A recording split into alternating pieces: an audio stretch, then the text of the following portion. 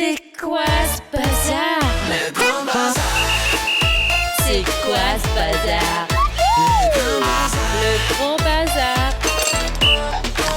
Le grand bazar. C'est quoi ce bazar? Pourquoi ce bazar? Dans le Grand Bazar avec Alban Poudret qui nous a rejoint. Bonjour, merci d'être avec nous. Bienvenue à vous dans le Grand Bazar. On va parler sport, mon cher Mike Pérez, avec ce directeur sportif qui est avec nous aujourd'hui. Du CHI de Genève. Ouais. Le CHI de Genève, c'est une manifestation incontournable qui est ancrée juste avant Noël à Palexpo. On a droit effectivement au concours hippique.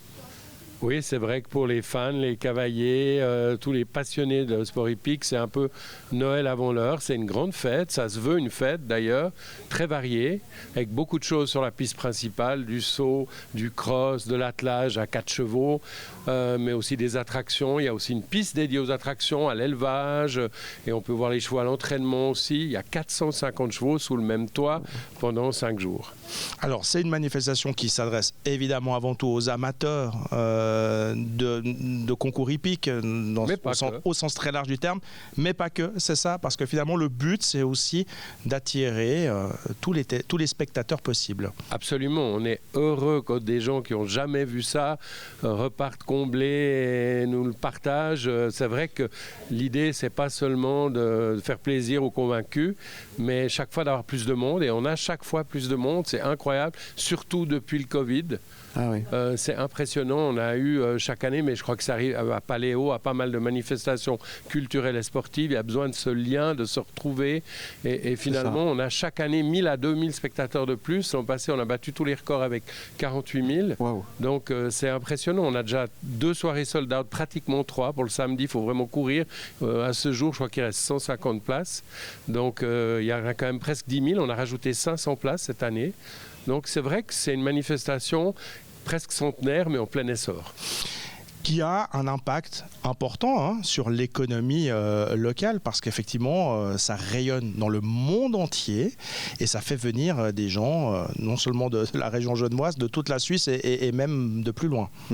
Oui, vraiment, on a parmi nous, en tout cas, on a le contrôle sur ceux qu'on accrédite, près de 3000. Bon, on a nos 715 bénévoles déjà, mais tous d'autres officiels, entraîneurs et tout le team qui accompagne chaque équipe, etc. Ça fait quand même 3000 personnes et ils viennent vraiment des 5 continents, des 4 coins de la planète.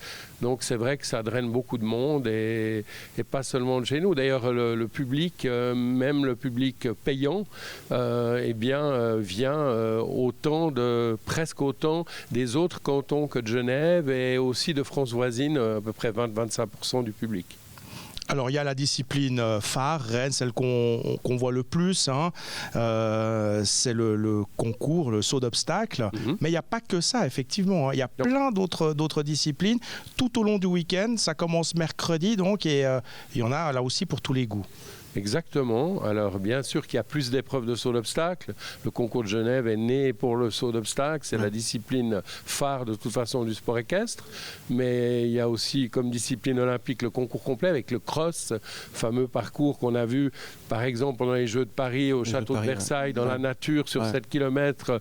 Alors là, c'est une formule réduite sur 2 pistes, parce qu'on sort de l'arène principale pour aller sur la piste d'échauffement, si on veut. Pas sur la piste de l'aéroport, non, quand même pas. Non, mais une fois, on s'était demandé si on allait aller de l'autre côté à l'aréna pour faire un truc encore plus grand.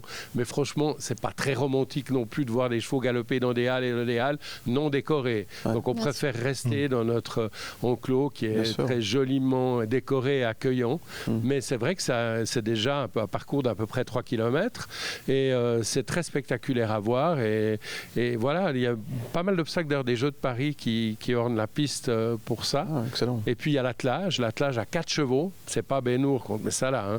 Les 4 chevaux, il y en a 2 devant, 2 derrière. Ils sont pas 4 de front, mais c'est très spectaculaire. On a presque aussi bonnes audiences à la télévision avec l'attelage que le saut d'obstacle parce que c'est rapide et très dynamique. C'est magique aussi pour les enfants.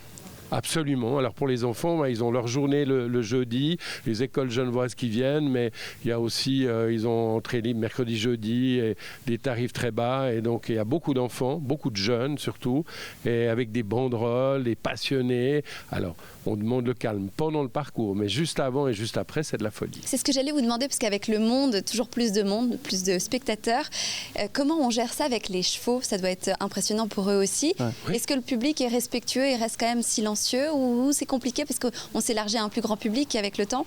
C'est une très bonne question. C'est aussi un souci. Moi, je suis aussi speaker au concours et j'adore partager cette émotion avec le public et d'être un peu leur porte-voix et tout. Donc, on doit toujours faire attention de ne pas être sur le fil du rasoir et de dépasser les limites. Donc, par exemple, applaudir très fort quand le cheval entre, ça va très bien. Taper des pieds, non. Parce que les vibrations dérangent les chevaux, les déconcentrent. Et donc là, on fausserait le jeu. Donc, on doit des fois leur demander 2-3 fois parce que sinon, ça peut déborder. Mais en général, ça se passe à merveille parce que c'est un public vraiment de connaisseurs et de passionnés qui aiment le cheval. Mais il n'y a pas que des connaisseurs. Parce que c'est ça le but aussi, c'est de faire venir des gens pour qu'ils découvrent cette compétition en vrai, en live. C'est pas la même chose de regarder du sport à la télévision que de le voir en vrai. Qu'est-ce que vous diriez à quelqu'un qui nous écoute, nous regarde aujourd'hui et qui se dit « Ah tiens, pourquoi pas, ça me tenterait ». Quel est l'argument final que vous allez pouvoir proposer ? Déjà que c'est la fête de tout le cheval.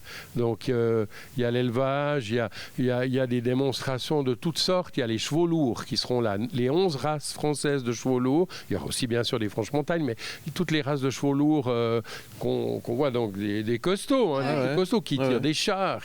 Voilà, il y avait la fameuse route du poisson qui allait de Boulogne jusqu'à Paris, des choses comme ça. Mais il y a ces chevaux-là qui seront là de la fête aussi. Il y a des tas d'attractions digne du cirque sur la piste numéro 2 surtout, mais parfois sur la grande piste. Et puis je crois qu'on a aussi pas mal d'épreuves, on a toujours voulu aller aussi vers le public, trouver un joli compromis et donc avoir des épreuves plus courtes aussi, plus spectacle, parce que c'est vrai qu'à la queue leu 40 chevaux, ça peut être longuet pour quelqu'un qui est néophyte, mais on a vraiment des épreuves spectacle. Et une épreuve spectacle qu'on a créée avec le Club des Cavaliers ensemble, c'est la finale du top 10 mondial le vendredi soir, les 10 meilleurs du monde sur l'année sont sélectionnés. Il y a Steve Gerda, même s'il a été 6 mois hors course à cause de ses ennuis au dos, a quand même réussi miraculeusement à se qualifier pour cette finale, donc il y aura une ambiance de folie. Eh bien, cette finale-là, c'est vraiment un show, c'est un spectacle. Bien sûr qu'à la fin, il y a le numéro 1 de l'année qui est couronné, mais ça se veut vraiment un spectacle et les cavaliers jouent le jeu. Ils sont d'accord de passer à l'interview, qu'ils aient mal fait ou bien fait. Ils arrivent même des fois à avoir de l'humour et de la répartie quand ça ne va pas. Mais pour qu'on connaisse mieux ces cavaliers, parce que c'est vrai que sous une bombe, sous un casque, on ne les voit pas trop, on ne les connaît pas trop. Et notre but, c'est aussi de les rapprocher du public, aussi avec des épreuves humoristiques. Ils doivent un peu faire les pitres ou les clowns, mais toujours dans le respect du cheval ou du mulet, parce qu'on a même vu Steve Gerda sur un mulet.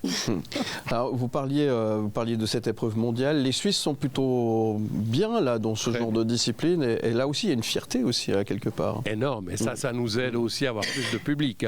Il y a le Covid et le fait d'avoir envie de se retrouver, mais le fait d'avoir 2 immenses stars avec Steve Gerda, champion olympique de Londres et vice-champion olympique encore à Paris-Versailles, est extraordinaire évidemment. Et puis il a gagné à Genève 15 épreuves majeures. Le deuxième est à 10 victoires. Il a gagné 3 fois cette finale du top 10 mondial. Le deuxième est à 2 victoires. Donc vraiment, c'est le cavalier de tous les superlatifs. Et Martin Fuchs, qui est le jeune qui monte, qui avait gagné cette finale du top 10 l'an passé. Donc en fait, on a 2 superstars. Et puis on a beaucoup de jeunes qui arrivent, qui commencent à être au firmament. Parmi eux, une majorité de romans. Bon, ben c'est très bien. Celles et ceux qui veulent... encore des femmes. Il manque encore des femmes. Oui, c'est important que vous le signalez. Effectivement, il n'y en a pas assez. Et c'est un des rares sports, on tient à le souligner, où il y a une vraie mixité, hommes et femmes, tout à fait, ensemble ou l'un contre l'autre, c'est comme vous voulez, mais voilà, il n'y a pas de catégorie homme ou femme, c'est tout le monde ensemble. Et on a eu 3 victoires féminines quand même dans cette finale du top 10 par le passé. C'est important effectivement de le souligner. Celles et ceux qui désirent venir, c'est pas trop tard, c'est encore possible, évidemment, il y a encore de la place. C'est trop tard pour vendredi soir et dimanche. Mais Ouais. il faut foncer pour samedi jour et samedi soir. Samedi jour, il y a des prix très très raisonnables, mais tous les jours d'ailleurs. Mais vraiment, c'est la journée des familles, donc on la veut comme telle. Et le spectacle est aussi adapté à ça. Il y a même des chiens qui participent à une épreuve d'obstacle. D'accord.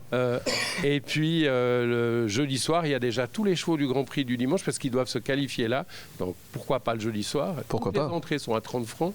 Donc franchement, on veut que les portes de Palexpo soient grandes ouvertes pour les cavaliers comme pour le public. Eh bien, c'est noté. Merci. On sent le passionné, en tous les cas. Ça fait plaisir.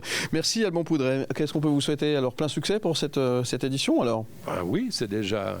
Ce serait merveilleux que ce soit un plein succès. Et il reviendra nous parler de la 100e l'année prochaine. Avec Avec plaisir. Vous venez quand vous voulez. Merci beaucoup d'être venu dans le Grand Bazar. Merci. Et plein succès donc pour cette La manifestation. grande fête et le grand bazar. C'est ça. À très bientôt. Merci beaucoup. À tout de suite. Le Grand Bazar. Le Grand Bazar, Le Grand Bazar. le Grand Bazar.